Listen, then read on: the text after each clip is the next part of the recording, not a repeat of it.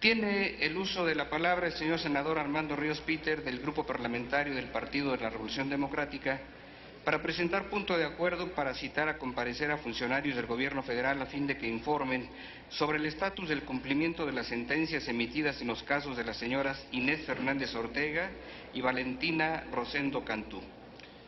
Con su permiso, señor presidente, compañeros y compañeras senadoras, me permito presentar a ustedes la proposición con punto de acuerdo con la finalidad de citar a comparecer a funcionarios del Gobierno federal para que informen sobre el estatus del cumplimiento de las sentencias emitidas por parte de la Corte Interamericana de Derechos Humanos en contra del Estado mexicano en los casos de las señoras Inés Fernández Ortega y Valentina Rosendo Cantú. El pasado 1 de octubre del 2012 se cumplieron 2 años que la Corte Interamericana de Derechos Humanos publicó las sentencias Inés Fernández Ortega y otros contra México y Valentina Rosendo Cantú y otra contra México, las cuales contienen 17 y 16 medidas de reparación del daño por las violaciones a los derechos humanos cometidas en su agravio de carácter individual, familiar, colectivo, estructural y comunitario. Desde que las sentencias fueron emitidas, el Gobierno federal ha sido, por parte de la Subsecretaría de Asuntos Jurídicos y Derechos Humanos, quien se ha encargado de la coordinación y la implementación de las reparaciones emitidas por esta Corte, las cuales, de acuerdo al convenio suscrito con las señoras Inés Fernández y Valentina Rosendo, están agrupadas en 7 mesas de trabajo que responden a los siguientes ejes. El primero, justicia. Segundo, reconocimiento de responsabilidad por parte del Estado mexicano. Tercero, educación y salud. Cuarto, indemnización. Quinto, reformas legislativas. Sexto, políticas públicas y reparaciones comunitarias. Y sexto, capacitación. De conformidad con la información publicada por parte de las organizaciones que acompañan dicho proceso, como lo es el Centro de Derechos Humanos de la Montaña Tlachinoyan, en el estado de Guerrero, las sentencias permanecen incumplidas en sus aspectos más sustantivos, pues prevalecen rezagos que están vinculados a cuestiones administrativas a cargo de otras dependencias federales. Respecto a los avances en el eje de justicia, si bien la remisión de las investigaciones del fuero militar al fuero civil fueron de gran relevancia, hasta la fecha no hay indicios de que los responsables serán consignados a la brevedad. A más de 10 años de estos hechos, los expedientes ni siquiera han sido presentados ante una autoridad judicial. Lo anterior cobra mayor atención en virtud de que el presupuesto federal de egresos de la Federación para el 2011, y ahí estábamos varios y varias hoy senadores que fueron diputados en aquel entonces, destinamos 30 millones de pesos para el cumplimiento de las sentencias de la Corte Interamericana de Derechos Humanos, así como para víctimas de los delitos cometidos en el pasado. Este presupuesto también para el año 2012 se mantuvo con 31.500.000 pesos para la reparación de indemnizaciones a causa de violaciones a los derechos humanos, y todas estas decretadas por la Comisión Interamericana, tanto como por violaciones a los derechos humanos cometidos en el pasado. No obstante que fueron etiquetados recursos en ese presupuesto de egresos de la Federación, no se han implementado a cabalidad, y esto tiene relevancia por el caso que estamos citando, pero también por los hechos ocurridos durante la Guerra Sucia en la parte alta de la Sierra Cafetalera de Mixcado, en el municipio de Atoyac. Ante este contexto, y considerando la transición que ha iniciado en términos del gobierno federal, es indispensable demandar que las medidas reparatorias incumplidas o parcialmente cumplidas sean cubiertas antes de que termine la presente administración. Asimismo, es necesario asegurar que las medidas cuyo cumplimiento no se agota en un solo acto sean garantizadas en el mediano y en el largo plazo por parte del gobierno federal entrante.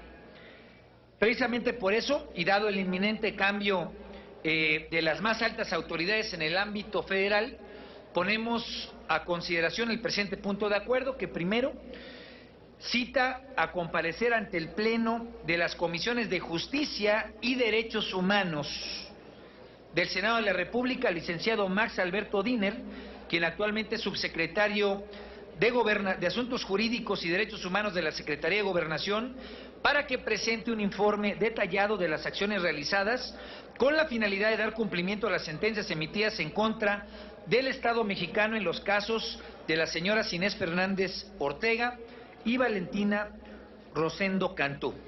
Y segundo, se cita también a comparecer ante el Pleno de la Comisión de Justicia y de Derechos Humanos de este Senado de la República, la subprocuradora de Derechos Humanos de la Procuraduría General de la República, con la finalidad de que presente un informe detallado de las acciones realizadas para dar cumplimiento a las sentencias que han sido emitidas en contra del Estado mexicano por parte de la Corte Interamericana de Derechos Humanos.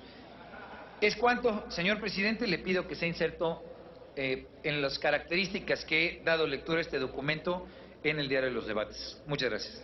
Muchas gracias, senador Ríos Peter. Se inserta íntegramente como lo solicita y se turna a las comisiones de Justicia y de Derechos Humanos. En uso de la tribuna, la senadora Ana Gabriela Guevara, del Grupo Parlamentario del Partido del Trabajo, quien presentará punto de acuerdo para citar a comparecer al director de la Comisión Federal de Electricidad y al director general del Servicio de Administración y Enajenación de Bienes.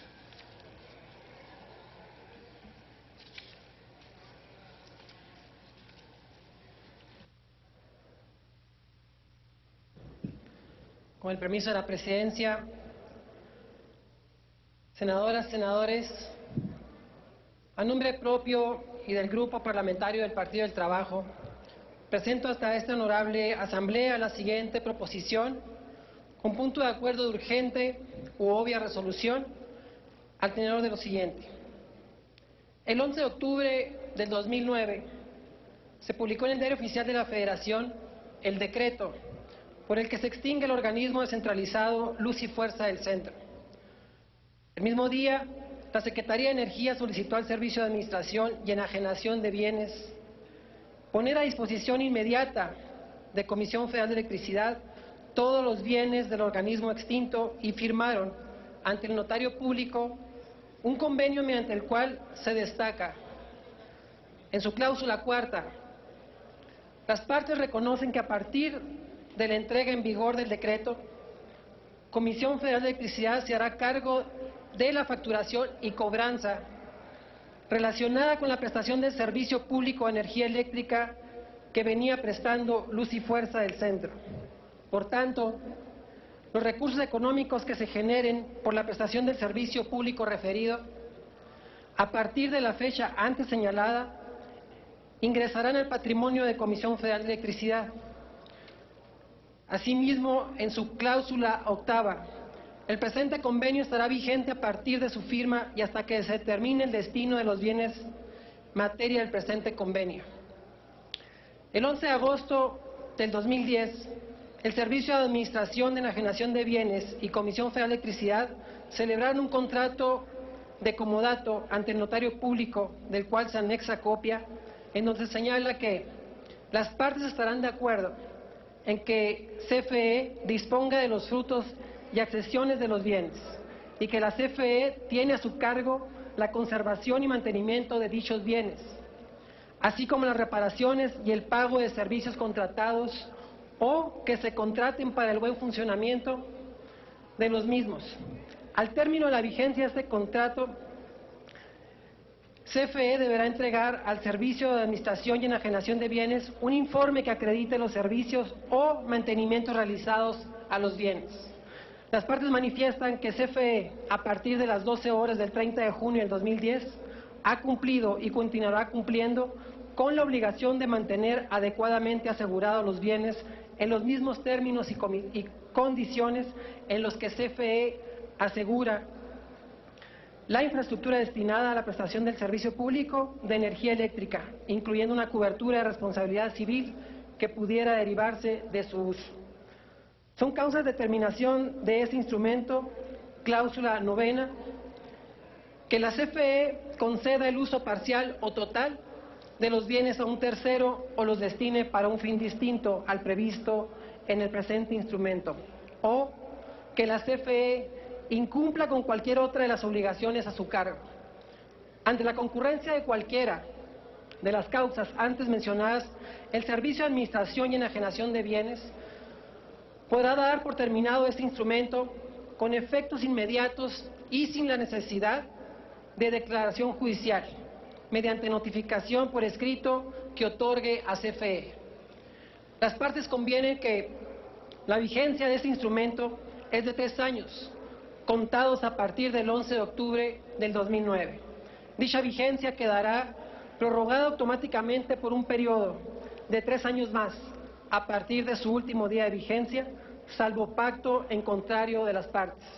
A la terminación del presente instrumento, CFE deberá devolver los bienes al Servicio de Administración y Enajenación de Bienes en el estado en los que los recibió, salvo por desgaste normal de su uso y el transcurso del tiempo. Vale recordar que el servicio que proporcionaba luz y fuerza del centro está protegido conforme a los términos de los artículos 25, párrafo cuarto, 27, párrafo sexto y 28, párrafo cuarto de la Constitución Política de los Estados Unidos Mexicanos, así como el artículo 7 de la Ley del Servicio Público. Senadora, permítame. Les ruego muy atentamente le brindemos la atención a la oradora si fueran tan gentiles. Muchas gracias. Gracias, presidente. Así como el artículo 7 de la Ley del Servicio Público de Energía Eléctrica, que por cuestiones de tiempo no citaremos.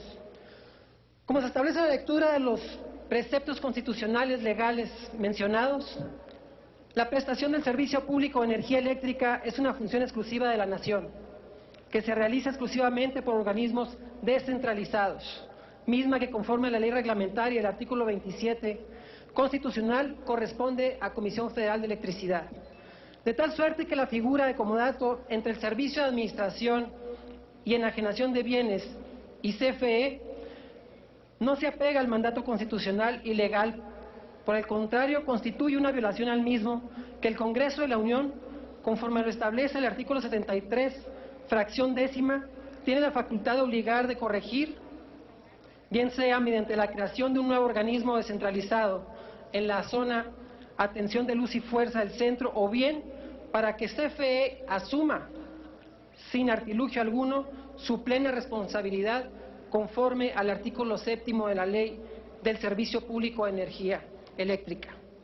Más aún, cuando conforme a los mismos términos del comodato entre el Servicio de Administración y Enajenación de Bienes y CFE, la vigencia del mismo es hasta el 11 de octubre del año 2012 y con la posibilidad de que esta irregular figura de comodato sea prorrogada.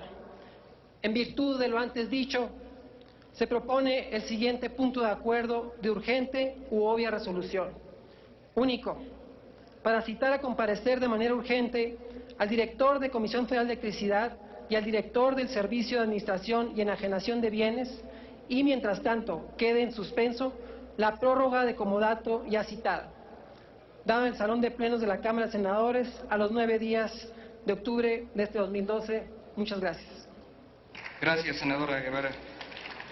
Como ha sido solicitado y con fundamento en los artículos 109, 110 del reglamento, consulte la Secretaría a la Asamblea en votación económica si el anterior asunto se considera de urgente resolución. ¿Perdón?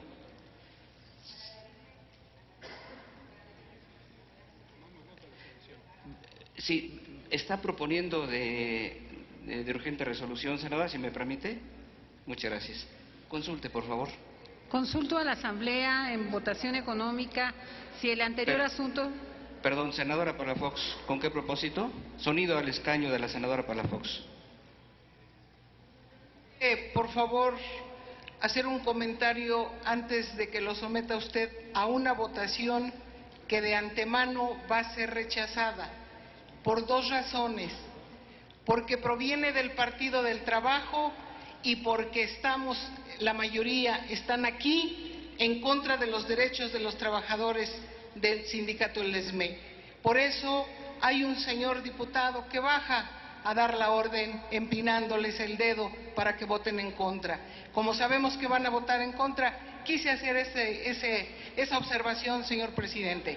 Es por consigna la votación y también es del Partido del Trabajo, donde todos sus puntos de acuerdo han sido rechazados. Hay otros con más frivolidad y esos se votan por unanimidad. Gracias.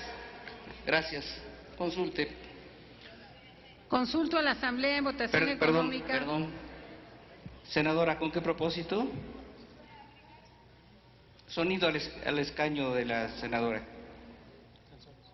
Para agregar un comentario que creo debe ser considerado por los senadores antes de votar este punto de acuerdo, ya que es muy importante que el día de ayer el segundo tribunal colegiado en materia del trabajo del primer circuito público dio una sentencia definitiva en donde determinó amparar a los electricistas por considerar que no hay una causa para terminar con las relaciones laborales. O sea, que es injustificada la extinción de Luz y Fuerza y por lo tanto la Comisión Federal de Electricidad debe ser patrón sustituto. Entonces, a la Comisión Federal, al utilizar los bienes de Luz y Fuerza, resultó beneficiaria y por ende es patrón sustituto. Entonces creo que la sentencia es contundente y lo menos que podemos hacer es convocar a que venga aquí el director de la CFE y que esto se aclare y de ninguna manera darle una prórroga a un comodato que es una figura totalmente irregular y anticonstitucional. Gracias, senadora Laida Sansores. A que la consulta, perdón, senadora, ¿con qué objeto? Sonido, por favor, al escaño de la senadora Beristain.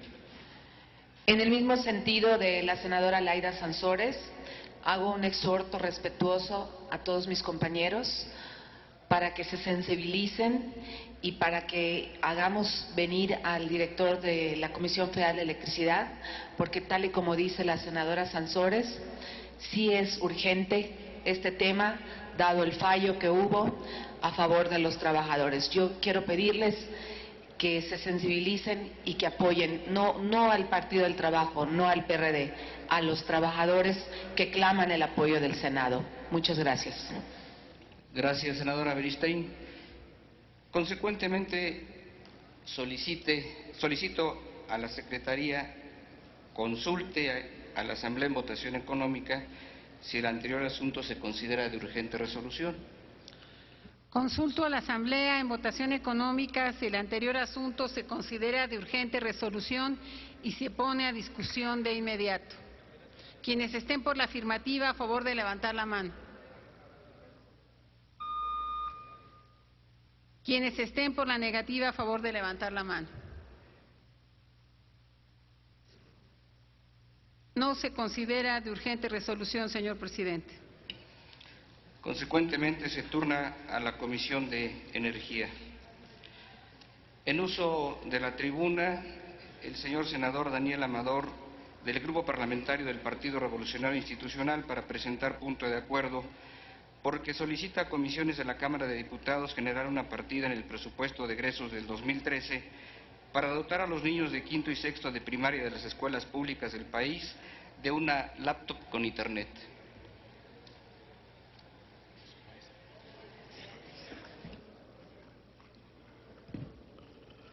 Con su permiso, señor presidente. A nombre propio y del Grupo del Partido Revolucionario Institucional, presento el siguiente punto de acuerdo.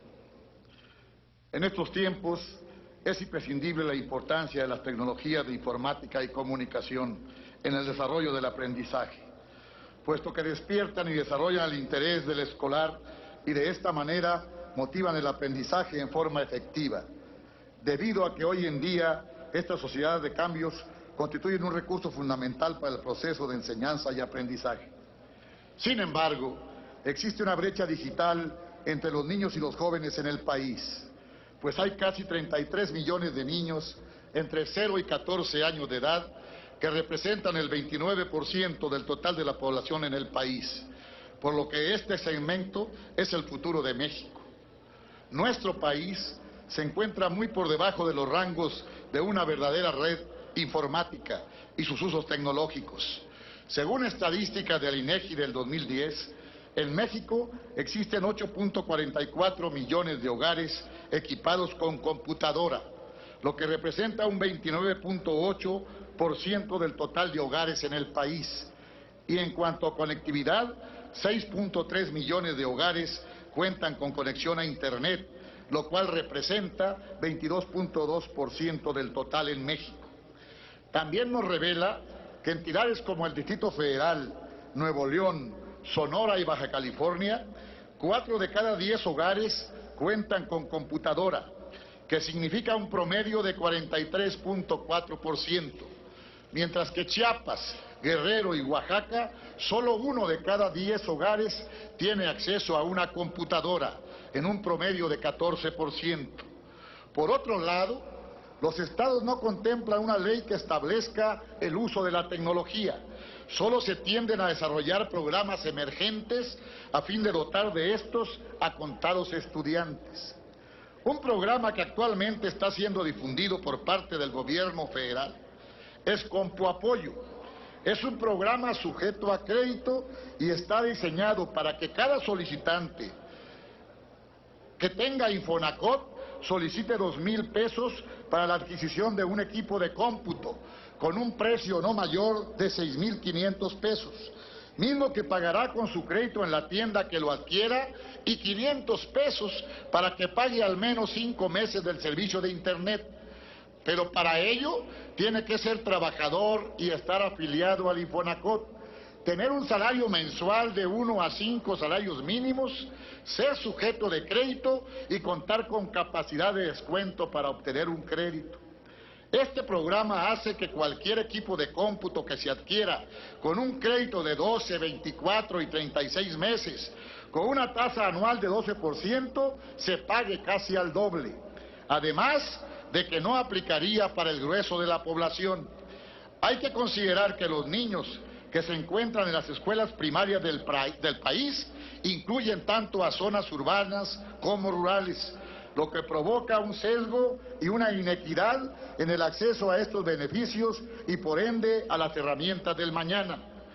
Por parte de la Secretaría de Educación Pública se encuentra el programa de habilidades digitales para todos, el cual es una estrategia educativa integral que impulsa el desarrollo y utilización de tecnología de la información y la comunicación en las escuelas de educación básica.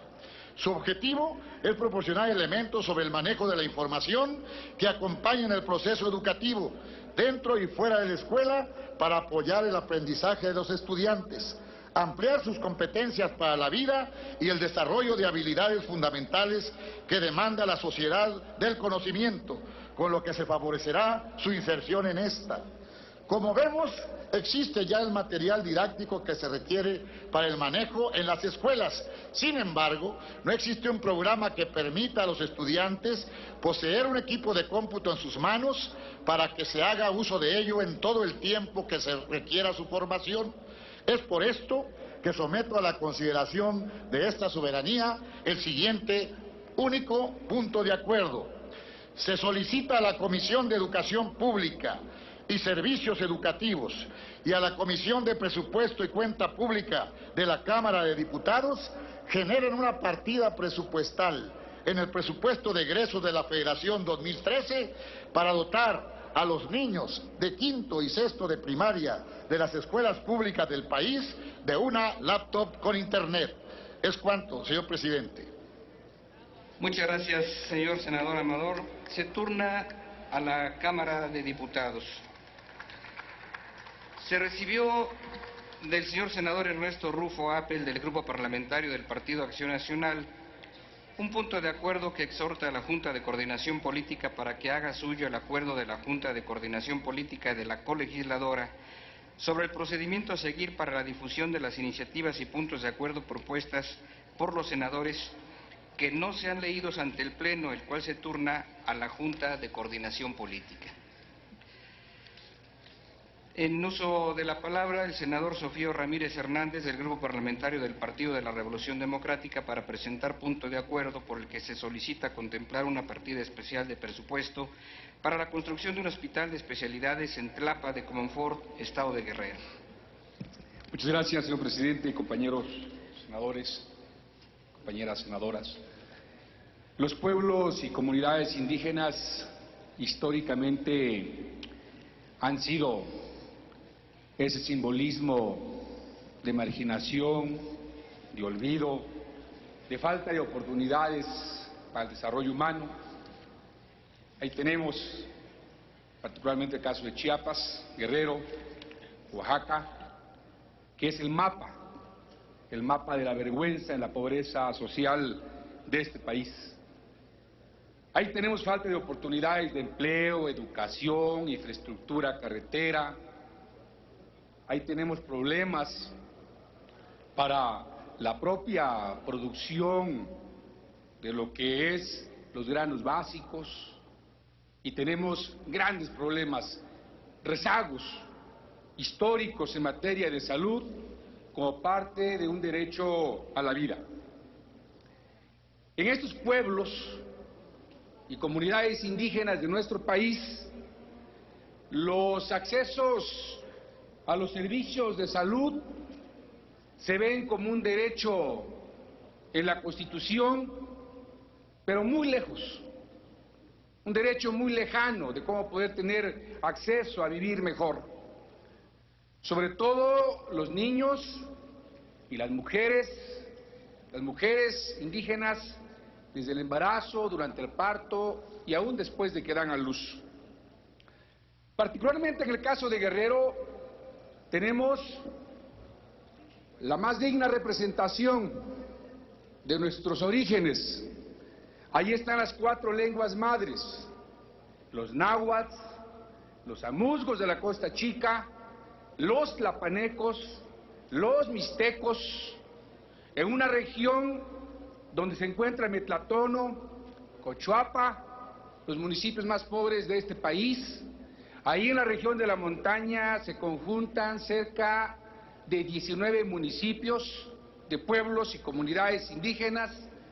Tlapa es la cabecera de distrito con un hospital general que, de acuerdo a los datos de la Secretaría de Salud, tan solo cuenta para tener 3 ginecólogos, 2 anestesistas, un pediatra, un médico internista, un cirujano, un traumatólogo y todos ellos en un solo turno. Las estadísticas nos indican que de todos los habitantes de los pueblos y comunidades indígenas, particularmente la región de la montaña, en un 96% no tienen acceso a los derechos de salud, con una mayor atención, con la especialidad que les pueda permitir vivir mejor. Es por eso, compañeras senadoras, senadores, les comparto que estamos plenamente convencidos que la salud es esencial para el mejoramiento de la calidad de vida y para un mejor desarrollo del ser humano. Existen en los pueblos indígenas numerosos rezagos acumulados en la historia de la humanidad de este país, con una cobertura de salud muy escasa, enormes desigualdades presupuestales entre los estados del norte con los estados del sur. Aquí en los estados del sur está la verdadera población objetivo de los programas sociales, de la estrategia del gobierno federal en el programa Vivir Mejor. Aquí en los estados del sur, aquí está la verdadera rentabilidad social de los presupuestos, más allá de la fórmula cuadrada costo-beneficio que tiene la Secretaría de Hacienda. Aquí, en los estados del sur, sureste, se encuentra precisamente lo que hemos expresado en muchas ocasiones, el cinturón de pobreza, Guerrero, Oaxaca y Chiapas. Y es precisamente aquí en los estados del sur donde se encuentra la mayor concentración de habitantes indígenas de este país.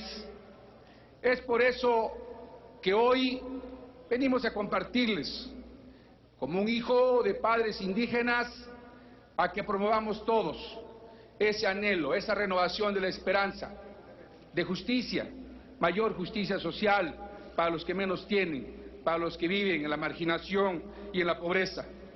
Por eso presentamos al Pleno de esta soberanía un punto de acuerdo al Ejecutivo Federal, donde le hacemos el exhorto respetuoso para que dentro del anteproyecto de presupuesto de egresos de la Federación para el 2013 pueda contemplar 3 hospitales de especialidades, con especialidades para los estados de Guerrero, Oaxaca, Chiapas y en el caso particular de Guerrero, en la región de la montaña, en la ciudad de Tlapa de Comonfort. Segundo, un exhorto respetuoso a la Cámara de Diputados del Congreso de la Unión para que en el análisis, discusión y aprobación del presupuesto de egresos 2013 puedan hacer las consideraciones que corresponda en esa vocación de servicio y en ese compromiso de justicia a los pueblos indígenas para que el mapa de pobreza de este país, Guerrero, Oaxaca y Chiapas, puedan tener un hospital de especialidades para todos los ciudadanos, pero sobre todo para los más marginados, los más olvidados, que son los pueblos habitantes de los pueblos y comunidades indígenas. Muchas gracias. Buenas tardes. Muchas gracias. Se turna a la Cámara de Diputados.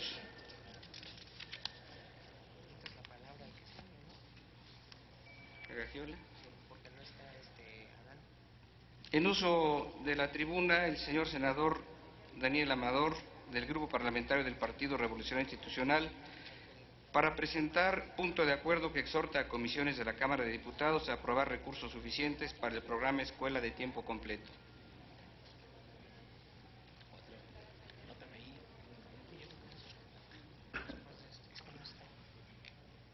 Con su permiso, señor presidente, a nombre propio y del Grupo del Partido Revolucionario Institucional, presento el siguiente punto de acuerdo. El modelo educativo actual no responde a las necesidades y características de la sociedad mexicana. Tenemos un sistema educativo pobre con respecto a las necesidades de los nuevos ciudadanos. No ofrece oportunidades de desarrollo en condiciones de igualdad para toda la población. Para ello se creó el programa de escuelas de tiempo completo. Se pretende que con el uso efectivo del tiempo escolar en actividades educativas se alcance el logro de los propósitos y el estudio de los contenidos. Se propone ampliar las oportunidades de aprendizaje de los alumnos de educación básica, que gradualmente se busca alcanzar 1.200 horas de clases anuales. Los días que se emplean en las escuelas en nuestro país está por arriba del promedio de los países de la OCDE. 4 semanas más para el nivel básico, 200 días se elabora en nuestro país y 187 días promedio en los países de la OCDE. Sin embargo, en horas, 800 horas para primaria en nuestro país, mientras que el promedio de los países miembros de la OCDE es de 1.178. La meta que se fijó el Ejecutivo para la culminación de su sexenio fue de 5.500 escuelas incorporadas a este programa. Una meta poco ambiciosa para las 62.470 escuelas primarias y secundarias con las que cuenta el nivel básico al cual está dirigido este programa y que a pesar de ello no se alcanzó, pues para el ciclo que culminó 2011-2012 se tienen incorporadas 4.751 escuelas, beneficiando tan solo a 923.324 alumnos. Según estimaciones del Centro de Estudio de las Finanzas Públicas de la Cámara de Diputados, alcanzar el 100% de cobertura de este programa implica una inversión de 74.111 millones de pesos. monto que no incluye los costos de la alimentación de los niños. Con esta inversión se buscaría generar infraestructura educativa, renovación curricular, organizar el tiempo escolar para la realización de las diversas actividades y también se debe considerar la situación contractual de los maestros frente al grupo. Si bien la responsabilidad de la aprobación del presupuesto es de la Cámara de Diputados, cabe señalar que este programa no se ha favorecido del todo, y no por la voluntad de los legisladores, sino por la actividad propia del Ejecutivo. Por ejemplo, en la evaluación específica de desempeño 2010-2011, hecha al programa por parte del Coneval, tenemos que los presupuestos del 2009 y 2010, el presupuesto modificado fue menor al original. En el 2009, la reducción del presupuesto fue de 93 millones de pesos y en el 2010 de 84 millones de pesos. Esto representó menos 20% del presupuesto original. El programa indica que la reducción en el presupuesto del 2010 redujo la meta a 3.200 escuelas de tiempo completo por ser atendidas. Los recursos destinados a obtener una escuela de calidad y competitiva se han escamoteado. Se dice que se tiene una visión de Estado y que es parte de la educación de sus ciudadanos. Sin embargo, la falta de apoyo a este programa no nos permite dar el salto cualitativo y cuantitativo, por lo que no se refleja dicha visión. Motivo por el cual, con base a estas consideraciones, someto ante esta soberanía los siguientes puntos de acuerdo. Primero, el Senado de la República exhorta a la Comisión de Educación Pública y Servicios Educativos y a la Comisión de Presupuesto y Cuenta Pública de la Cámara de Diputados para que consideren los recursos presupuestarios suficientes para el programa presupuestario 221, programas escuelas de tiempo completo para el presupuesto de egresos de la Federación 2013. Y segundo, se exhorta a la Secretaría de Educación Pública la ampliación del programa de escuelas de tiempo completo a más escuelas en nuestro país. Es cuanto, señor presidente. Muchas gracias, señor senador Amador. Sonido al escaño de la senadora Beristain. ¿Con qué propósito, senador? Con el propósito de hacer un exhorto y una reflexión al tema que acaba de plantear el señor senador. Hay una situación muy delicada y muy grave en Quintana Roo, que los padres de familia trabajan tiempo completo y hemos solicitado en numerosas ocasiones al secretario de Educación Pública que se destine el presupuesto suficiente para tener horario de tiempo completo debido a las jornadas tan extenuantes de trabajo que se viven en Quintana Roo, porque los niños son víctimas de toda serie de abusos, de todo tipo de problemas de adicción, son víctimas de muchos problemas que se derivan de la soledad en la que viven en las tardes por no poder permanecer más tiempo en las escuelas como debería de ser. Yo quisiera pedirle a todos los compañeros senadores que pongamos como condición al próximo secretario de Educación Pública para que asuma su cargo, que se destine un presupuesto para todas las escuelas de este país que sean de tiempo completo, porque en México los niños en Quintana Roo se denominan los niños de la llave, los encierran bajo llave y muchas veces incluso acaban suicidándose por la ausencia de los padres, pudiendo estar en los centros de educación, aprendiendo más y entre sus compañeros y sus maestros. Eso es una situación sumamente urgente e importantísima para la niñez de este país. Así es que me adhiero a lo que dijo el senador y pido que sea una condición fundamental para el próximo secretario de Educación Pública. Gracias, senadora Beristain. Se toma nota y se turna a la Cámara de Diputados el primer resolutivo y a la Comisión de Educación el segundo de estos. Admite la adhesión, señor. Muchas gracias. En uso de la tribuna, el señor senador Adán Augusto López Hernández, del Grupo Parlamentario del Partido de la Revolución Democrática, para presentar punto de acuerdo en relación con los operativos que lleva a cabo el Instituto Nacional de Migración en contra de inmigrantes en la frontera sur del país. No se encuentra. Se turnan las comisiones de Asuntos Fronterizos Sur y de Derechos Humanos. En otro apartado de la agenda de hoy, En uso de la tribuna, el señor senador Félix González Canto, del Grupo Parlamentario del Partido Revolucionario Institucional, para referirse al 38º aniversario de la Constitución del Estado Libre y Soberano de Quintana Roo.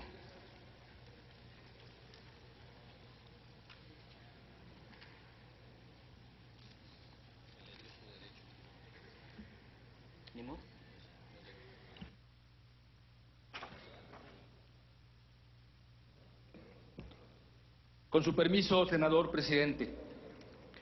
Compañeras y compañeros senadores, el día de hoy subo a esta tribuna para compartir con ustedes un hecho sin el cual no puede comprenderse la dinámica del México moderno, del México que mira hacia el mundo desde la perspectiva del desarrollo económico a través de los sentidos del turismo, la cultura o la historia, y que ha significado el cumplimiento de sueños para muchos mexicanos en una tierra llena de oportunidades para quienes con trabajo la conquistan todos los días.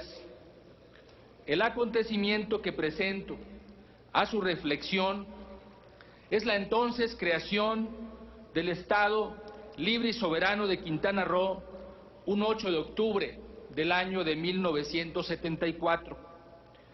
La historia de mi tierra es rica porque mezcla los colores y sonidos de las voces de la gran cultura maya que se forjó en el conocimiento matemático, la astronomía, la agricultura y un profundo conocimiento de la selva.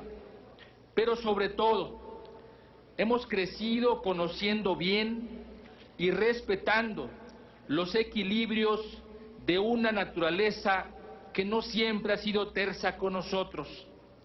Los cronistas de Quintana Roo evocan siempre cientos de batallas atestiguadas por el Mar Caribe, que ha traído con sus olas la conquista, la esclavitud, el comercio, el mestizaje, los sueños y la libertad.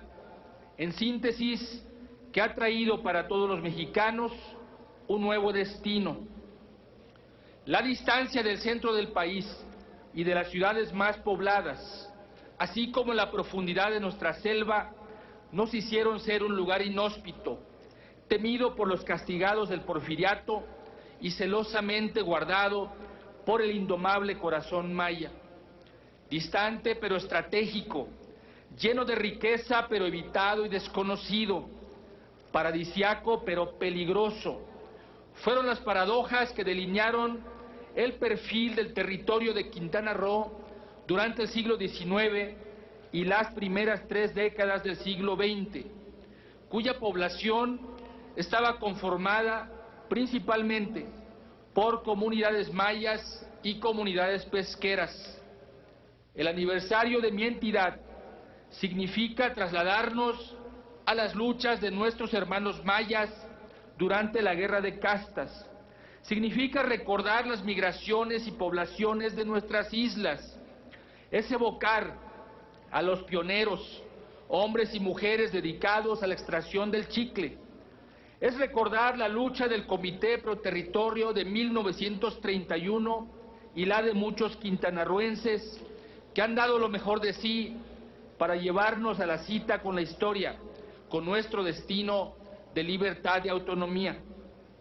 La efeméride que se conmemora cada 8 de octubre en Quintana Roo trae a la conciencia y al recuerdo la lucha de hombres y mujeres que trabajaron arduamente para ser integrantes del Pacto Federal, quienes anhelaban autogobernarse y contribuir al desarrollo económico, político, social y cultural de este gran país, y que hace 38 años completó el rostro del mapa nacional. Al iniciar en la vida política como una nueva entidad de la Federación, hace apenas 38 años llegábamos a los 100,000 habitantes. Cancún era un proyecto que iniciaba en lo que fue un campamento de pescadores. Hoy, a casi 4 décadas de distancia, hemos crecido 15 veces con cerca de 1.15 millones de habitantes. Hoy Cancún es el destino turístico más importante de México y América Latina. Cozumel es el primer puerto receptor de cruceros del mundo y la Riviera Maya es la nueva potencia turística de México y de América Latina. Quintana Roo, con sus más de 80,000 cuartos de hotel, capta 1 de cada 2 turistas internacionales que pernoctan en México y aporta el 40% de las divisas que por turismo entran a México. El Quintana Roo moderno convirtió las paradojas en sincronía. De ser un lugar de castigo, se transformó en un destino turístico de clase mundial. De ser un lugar distante del centro de la República, se ha convertido en uno de los lugares mejor comunicados de todo México. Nuestra posición de doble frontera hacia el Caribe, Centroamérica, Estados Unidos y la ventana hacia Europa, vía las islas bajo su jurisdicción, nos sitúan en la circunstancia de plantear a la Federación una política exterior que reconsidere mirar hacia esta región con un esquema que tome el gran potencial que hay en ella. Hoy, un Quintana Roo exitoso y orgulloso de su pasado mira con optimismo al futuro.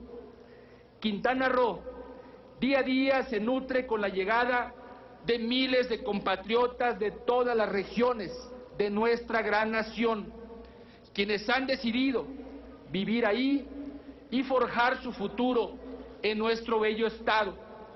Quintana Roo es la suma de todos, Quintana Roo es de todos, es un estado que siempre crece, que nada lo ha detenido y que mira siempre hacia adelante. Muchas gracias, compañeras y compañeros senadores. Es cuanto, señor presidente. Muchas gracias, señor senador González Canto. Compañeros senadores, informo a ustedes que el titular del Poder Ejecutivo Federal remitió a esta Cámara una iniciativa de decreto por el que se modifica la denominación de la Ley sobre Refugiados y Protección Complementaria. Se reforman y adiciones diversas de sus disposiciones y se reforman algunos artículos de la Ley de Migración, misma que se recibe y se turna a las Comisiones Unidas de Gobernación, de Asuntos Migratorios y de Estudios Legislativos Primera. El texto de esta iniciativa se publicará en la Gaceta del Senado. Señores senadores, hemos agotado los asuntos de nuestra agenda del día de hoy. Se cita a la siguiente sesión el próximo jueves 11 de octubre a las 11 horas. Se levanta la sesión.